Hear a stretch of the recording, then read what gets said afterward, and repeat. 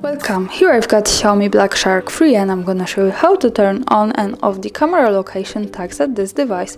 So at first we have to tap on a camera button here to open it, and as you can see, for now we are in the standard photo mode, so let's go to more settings. We can do it by tapping on this button in the right corner.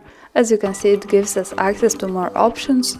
And from here, let's move to the left corner. By tapping on this button, we get access to advanced camera settings. And now we have to slide down to the general settings, and as you can see, at the first position here we have the Safe Location Info button.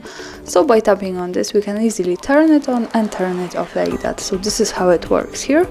And also the important information is that to make it work correctly and really save our location, we have to be connected with the internet, for example with the Wi-Fi, and we have to turn on the location of this device, so remember about these two parameters. And now let's go back to the standard camera and take a picture to show you how it works.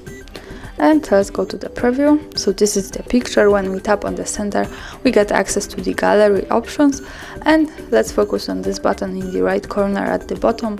When we tap on this, we get access to the details, and when we pick it, we have the location at the last position here. So greetings from Krakow, this is how it works. Thanks for watching, subscribe our channel and leave the thumbs up.